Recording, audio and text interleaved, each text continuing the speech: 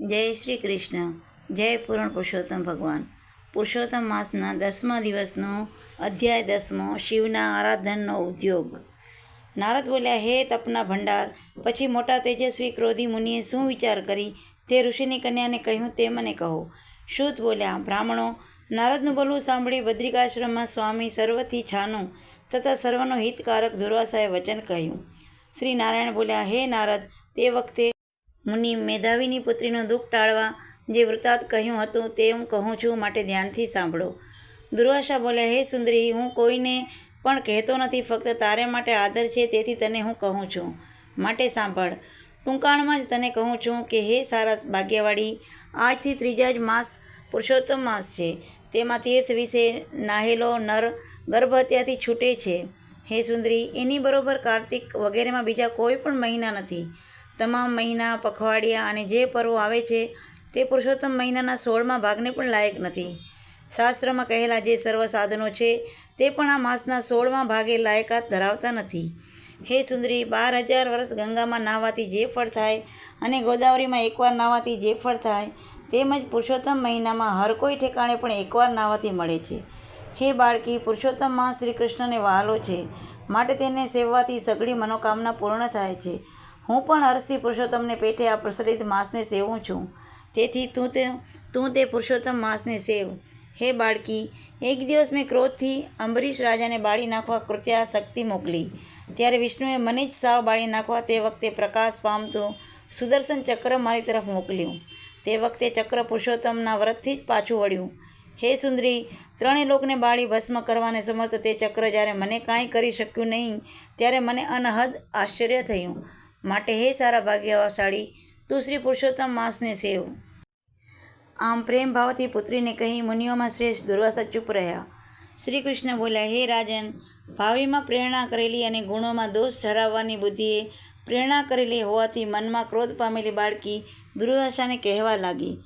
બાળકી બોલી, હે મુનિ બ્રહ્મદેવ, આપે જે કહ્યું તે મને ઠીક લાગતું નથી.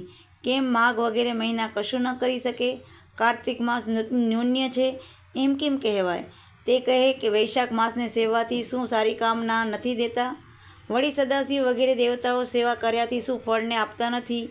હે મુનિ, આ માસ તો મેલો, સર્વ કામમાં નિંદા પામેલો અને સૂર્યની સંક્રાંતિથી રહિત છે, છતાં તેને ઉત્તમ કેમ કહો છો? હે પૃથ્વીના દેવ, હું ઉત્તમ એવા શ્રી વિષ્ણુને સર્વ દુઃખોના પારને આપનાર જાણું છું. સીતાના પતિ રામથી અને પાર્વતીના પતિ શંકરથી બીજો કોઈ પણ મોટો દેવ નથી કે જે મારા દુઃખનો દૂર કરે. હે વિપ્રોના સ્વામી, હે મુનિ, તેઓને કેમ છોડી કેમ મલમાસને વખાણો છો? આવું મેધાવી પુત્રીએ કહ્યું. ત્યારે તે ક્રોધી મુનિ ક્રોધથી રાતા નેત્રવાળા થયા. આ કન્યાને અપૂર્ણ બુદ્ધિશાળી હોવાથી હિતાહિતને જાણતી નથી. પુરુષોત્તમની મોટાઈ વિદ્વાનોને પણ જણાવી એવી છે, ત્યારે ઓછી બુદ્ધિવાળા પુરુષો તથા વિશેષ કરી કુમારિકાઓ ન જાણી શકે એમાં શું કહેવું? આ કારણથી જ કૃપા વડે મનમાં રહેલા ક્રોધને દૂર કરી સ્વસ્થ બની મુનિ અતિ વહાલથી તે કન્યા પ્રત્યે બોલ્યા, અહો બાળકી, તું મિત્રની પુત્રી હોવાથી તારા વિશે મને કોઈ પણ રીતનો ક્રોધ નથી.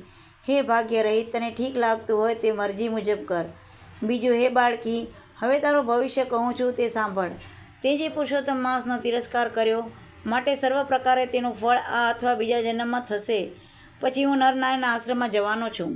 સારું નઠારું જે થવાનું હોય છે તે કોઈથી પણ રોકી શકાતું નથી. શ્રી કૃષ્ણ બોલ્યા. આમ કહી તરત દુર્વાસા ચાલ્યા અને તે જ વખતે પુરુષોત્તમની નિંદાથી નિસ્તેજ બની ઘણા કાળ વિચારી તત્કાળ ફળને આપનાર દેવોના અધિપતિ પાર્વતીના પતિ શિવનું સેવું આ પ્રમાણે મનથી નિશ્ચય કરી હે મેધાવીની પુત્રી આશ્રમમાં ના રહીને દુઃખે કરાય એવું તપ કરવાને વિચારણા કરી. સૂત બોલ્યા, ઋષિની પુત્રી અતિ બળવાન એવા દુર્વાસા મુનિના વચને નિંદી બહુ ફળને દેનાર વિષ્ણુ અને સાવિત્રીના પતિ બ્રહ્માને પણ તજી પોતાના મનમાં અંધકાર સૂરના શત્રુ શિવની સેવા ઉત્સુક થઈ. આ પ્રમાણે બ્રહ્માંડીય પુરાણમાં પુરુષોત્તમ મહાત્મય શ્રી નારાયણ નારદ સંવાદમાં કુમારીનો શિવનો આરાધનો ઉદ્યોગ આ નામનો 10મો અધ્યાય પૂરો થયો. બોલો પૂર્ણ પુરુષોત્તમ ભગવાનની જય. જય શ્રી કૃષ્ણ.